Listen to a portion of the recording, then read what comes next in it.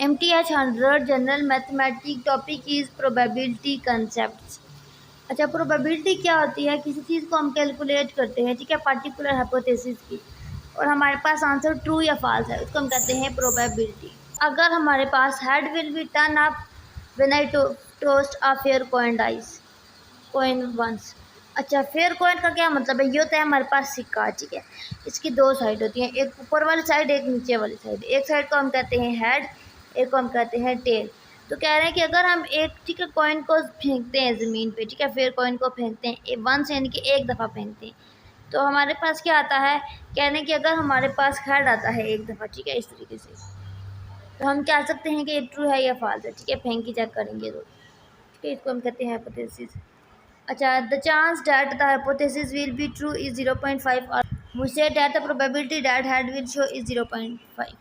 हमारे पास जो चीज़ फेंकते हैं, उस सिक्के को फेंक रहे हैं, ठीक है, उसका रिजल्ट आता है, आउटकम आती है, ठीक है। अब देखते हैं कि उसका जो रिजल्ट आ रहा है, ठीक है, पर्टिकुलर हाइपोथेसिस को, उसको हम कहते हैं इवेंट। अब इवेंट को हम क्या करते हैं? कैपिटल लेटर से लिखते हैं।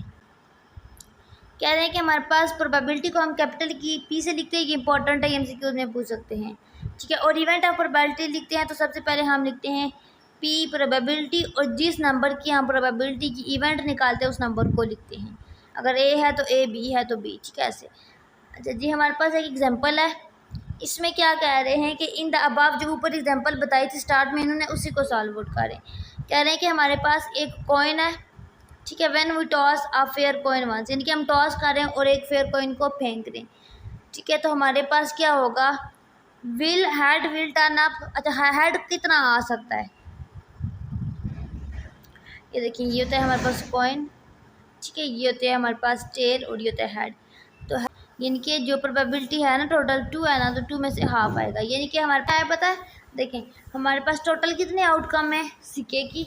2, एक ऊपर वाला हिस्सा है, एक नीचे वाला, तो नीचे हमारे पास 2 आ जाएगा। अब उसमें से किसकी बात हो रही है? हेड की, इस क्वेश्चन की। तो हेड कितना होता है हमारे पास? पूरा 1 होता है, ठीक है, तो 1/2 आ जाएगा, जो कि सॉल्व आउट करके हमारे पास आंसर 0.5 आ जाता है, ठीक है। इसी तरह हमारे पास कह रहे हैं कि हमारे पास एक कॉइन को फेंक रहे हैं, तो हमारे पास head shown up when we toss, ठीक है, अगर हेड आता है, लेट्स सपोज कि हम एक सिक्के को फेंक रहे हैं और हमारे पास आंसर में हेड वाला हिस्सा ऊपर आ रहा है, ठीक है, ज़मीन पे, तो हम उसको ए कहते हैं। इसी तरह हमारे पास जब हम दूसरा टॉस करते हैं, दूसरी बार फिर सिक्कों को फेंकते हैं, तीसरी बार भी फेंकते हैं, तब भी हमारे पास हेड आ रहा है, ठीक है।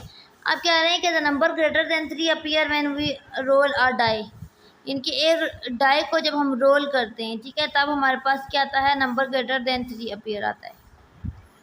देखें, एक्सक्लूसिव इवेंट क्या होती है? ये इंपॉर्टेंट है, ये एमसीक्यू अक्सर पूछते रहते हैं, ठीक है। जब 2 इवेंट हमारे पास म्यूचुअली एक्सक्लूसिव तब होंगी, they can not happen at same time, यानी कि एक ही टाइम पे इवेंट हैपन ना करे, उसको हम कहते हैं एक्सक्लूसिव इवेंट। अच्छा, हमारे पास क्या है कि हम जब एक कॉइन को टॉस करते हैं, यानी कि उसी सिक्के को ज़मीन पे फेंकते हैं, एक हमारे पास हेड आ सकता है या फिर टेल आ सकता है, ठीक है, यानी कि हमारे पास ऐसा कभी भी नहीं हो सकता कि हम सिक्के को ज़मीन पे फेंकें और सिक्के में हेड और टेल दोनों, ठीक है, ऊपर आ जाए, ये चीज़, ठीक है। ज़मीन पे आप कभी सिक्के को फेंकना, 5 रुपये वाले, 10 रुपये वाले ट्राई करना, ठीक है। तो आप देखोगे या तो आप एक को हेड का नाम दो, एक को टेल का, तो आप देखोगे या तो हेड आएगा ऊपर या फिर टेल आएगा। तो कह रहे हैं कि अगर हमारे पास क्या ऐसी कंडीशन जिसमें एक चीज़ को फेंकें और सारी उसकी आउटकम ना आए एक ही दफ़ा, यानी कि हेड भी ऊपर ना आए, टेल भी ऊपर, एक कोई आए, दोनों में से दोनों ना आए, उसको हम कहते हैं म्यूचुअली एक्सक्लूसिव इवेंट। अच्छा, हम एक कॉइन को, ठीक है, एक सिक्के को ज़मीन पे फेंकते हैं, तो हमारे पास या तो हेड आता है या फिर टेल आता है, ठीक है। तो कह रहे हैं कि अगर हमारे पास दोनों इकट्ठे आ जाएं, ठीक है, एग्जॉस्टिव हूँ, as they cover all possibility, यानी कि उसमें हमारे पास ऑल पॉसिबल आउटकम उसकी आ जाएं, probability space or sample space, वही सारी पॉसिबल आउटकम आ जाएं, ठीक है। देखिए, अगर हम एक सिक्के को फेंक रहे हैं ज़मीन पे 3 दफ़ा, ठीक है, 3 टाइम फेंक रहे हैं, ठीक है, 3 सिक्कों को ज़मीन पे फेंक रहे हैं, तो हमारे पास पॉसिबल आउटकम कितनी आएंगी? तो देखें, हमारे पास कैसे पता चलता है? 2 की पावर n होगा, तो n क्या है? 1 2 3, तो 2 की पावर 3, यानी कि टोटल 8 रिजल्ट आएंगे। अब 8 रिजल्ट कौन से आएंगे? देखें, या तो पहले में हेड आ जाएगा, तीनों का सामने हेड आ जाएगा, ये वाला, ठीक है, या फिर 2 हेड आ जाएंगे और एक पे टेल आ जाएगा ये, या HTH, एक का हेड आ जाएगा पहले का, दूसरे का टेल, तीसरे का हेड, ऐसे आएगा, या फिर तीनों का टेल आ जाएगा। अच्छा, प्रोबेबिलिटी कैसे फाइंड आउट करते हैं, ऊपर एक एग्जांपल थी, ठीक है, कि एक कॉइन को फेंक रहे हैं और हेड कितनी दफ़ा आता है, और हमारे पास कॉइन में 2 हिस्से थे और हमने हेड को 1 बार लिखा था। ये हमारे पास प्रोबेबिलिटी का, ठीक है, फार्मूला था प्रोबेबिलिटी ऑफ इवेंट का। तो हमने प्रोबेबिलिटी निकालनी है इवेंट ए की, ठीक है।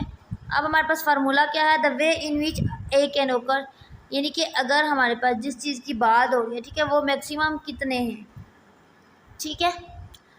अच्छा, प्रोबेबिलिटी डिस्ट्रीब्यूशन की कुछ करेक्टरिस्टिक है, ये इंपॉर्टेंट है, ये आपने मस्ट करनी है। अच्छा, हमारे पास क्या होता है, probability of event A lie between 0 and 1, ठीक है। ये चीज़ हम क्यों में पूछ सकते हैं कि किसके दरमियान में लाई करती है, 0 और 1 के दरमियान में लाई करती है, ऐसे लिख सकते हैं इसको, 0 और 1 के दरमियान में, ठीक है। इस तरह से भी दोनों का एक ही मतलब है, ठीक है। उसके बाद अगर हम प्रोबेबिलिटी को सम करते हैं, प्लस करते हैं, यानी कि सारी जितनी भी म्यूचुअली एक्सक्लूसिव और एग्जॉस्टिव इवेंट हैं, ठीक है, उन सब को हम जब प्लस करते हैं तो हमारे इवेंट हमारे पास इंडिपेंडेंट होंगी। जब अगर हम एक इवेंट को फाइंड आउट करें और हमारे पास प्रोबेबिलिटी ऑफ ऑकरेंस पे कोई इफ़ेक्ट ना पड़े दूसरी इवेंट के। देखें, अगर हमारे पास एक इवेंट है ए, ठीक है, और उसका कम्प्लीमेंट निकाला है, तो उसको हम कहते हैं ए की पावर सी या फिर ए डैश, ठीक है। ये कम्प्लीमेंट की डेफिनेशन आपने याद कर लेनी है। अब कम्प्लीमेंट में क्या है, पी ऑफ ए, ये वाली कंडीशन याद रखनी है, ठीक है। एक P A C, P of A का कम्प्लीमेंट और पी ऑफ ए को प्लस करते हैं। ये देखिए क्या कहा था कि हम सारी इवेंट को जब प्लस करेंगे तो आंसर क्या आएगा, 1 आएगा, ये वही चीज़ है। अच्छा जी, मल्टीप्लिकेशन रूल कैसे है इवेंट का, जब हमारे पास 2 इवेंट है उनको मल्टीप्लाई करेंगे तो हमारे पास ये वाला रूल यूज़ होगा, P A B is equal to P A intersection B. या तो दोनों इवेंट का इंटरसेक्शन लें या फिर P of A dot P of B, यानी कि दोनों इवेंट को आपस में इला गिला करके मल्टीप्लाई कर लो, या फिर आप ए बी दोनों को मल्टीप्लाई करके बाद में प्रोबेबिलिटी को फाइंड आउट करो, ठीक है। एडिशन रूल में क्या है, यूनियन को फॉलो करते हैं, ये चीज़ आपने याद रखनी है। एडिशन में यूनियन को और मल्टीप्लिकेशन में इंटर फॉलो करते हैं, और बाकी minus P A intersection B आ जाएगा, ठीक है, ये माइंड में रखना है। एक ट्रक है जिसमें हमारे पास बकेट सीट हैं, ये वाली 9 बकेट सीट्स हैं, ये टोटल है, ठीक है। आप कह रहे हैं what is the probability, what is probability of selecting a truck at random that has इधर एयर बैग और बकेट सीट, क्या तो उसमें एयर बैग हो या फिर बकेट सीट हो, ठीक है। हमने यहाँ पे एडिशन का रूल यूज़ करना है। अब हमारे पास यहाँ पे एयर बैग वाली टोटल कितनी है, 125, ठीक है। तो 125 करेंगे आउटकम, ठीक है, और divided by total outcome, total outcome कितनी है 220, तो हमारे पास 125 डिवाइडेड बाय 220 आ जाएगा। नेक्स्ट हमारे पास प्लस होगा। नेक्स्ट बात हो रही है एयर बैग की, एयर बैग हमारे पास कितने हैं टोटल 110 है, ठीक है, और हमारे पास ओवरऑल एयर बैग कितने हैं 220, ठीक है। तो 110 डिवाइडेड बाई 220 कर लेंगे, ठीक है, पी बी होगी। अब हमारे पास क्या था, minus P A intersection B हो जाएगा। तो ए इंटरसेक्शन बी का क्या मतलब है, ये देखिए ए और बी क्या था, ए था हमारे पास air bag and bucket seat, air bag और बकेट हमारे पास 75 है, यानी कि पी ए बी हमारे पास 75 आ जाएगा आउट ऑफ 220, ठीक है, यानी कि ओवरऑल आउटकम। तो देखिए नीचे सारों में 220 हमारे पास मैक्सिमम था, वही आ रहा है। ऊपर जो चीज़ हमें रिक्वायर है वो हम लिख रहे हैं, और एडिशन का रूल यूज़ कर रहे हैं तो हम सॉल्व आउट करेंगे, ठीक है। इन वैल्यू को ऐड सब्ट्रैक्ट करेंगे तो हमारे पास आंसर आ जाएगा 0.73, डैट इज 73%, ठीक है। और यहाँ पे MTH 100 के ऑल शॉर्ट लेक्चर कंप्लीट हो चुके हैं। आई होप कि ये लेक्चर आपके लिए बेनिफिशियल रहा होगा, आपको ऑल लेक्चर अच्छे से समझ आ गए होंगे। अगर आपको MTH 100 के ऑल लेक्चर मेरे पसंद आए तो आपने ज़रूर कमेंट में बताना है।